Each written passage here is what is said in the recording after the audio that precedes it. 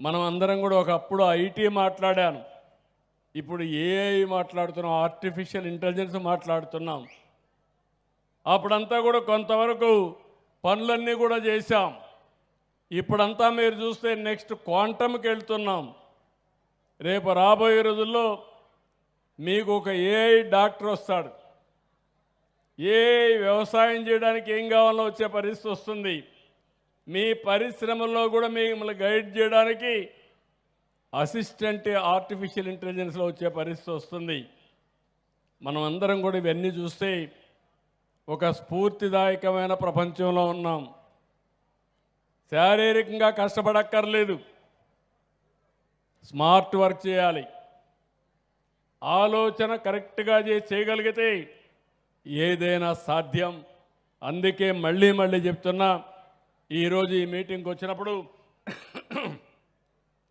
నేను ఎప్పుడు కూడా చాలా మీటింగ్లకు వెళ్తాను, కానీ నేను ఆడబిడ్డల మీటింగ్కి వచ్చినప్పుడు, నా డాక్రా సంఘాల మీటింగ్లకు వచ్చినప్పుడు, మెప్మా సంఘాల మీటింగ్కి వచ్చినప్పుడు నాకుండే ఆనందం నా జీవితంలో ఏ పని చేసినా ఉండదని చెప్పి నేను మీకు తెలియజేస్తున్నా.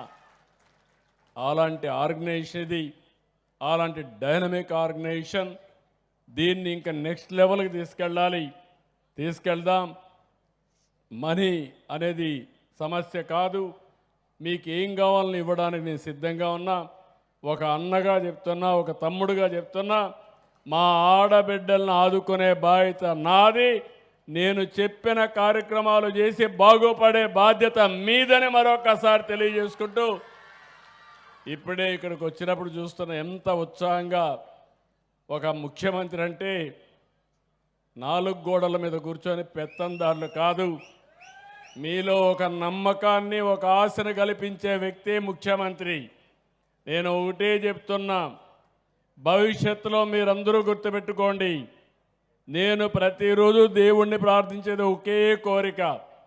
రాష్ట్రంలో ఉండే 5 కోట్ల మంది ఆరోగ్యంగా ఉండాలి, ఆదాయాన్ని పెంచుకోవాలి, ఆనందంగా ఉండాలని ఏకైక కోరికతో రాత్రింబగుళ్ళో పనిచేస్తున్నా. ఇది సాధిస్తా. నిరంతరం మీ ముఖంలో ఆనందం చూడడమే నా కోరిక.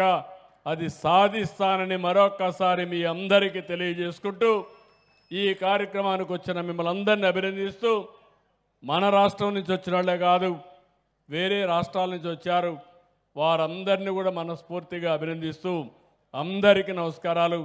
జై హింద్, జై తెలంగాణ.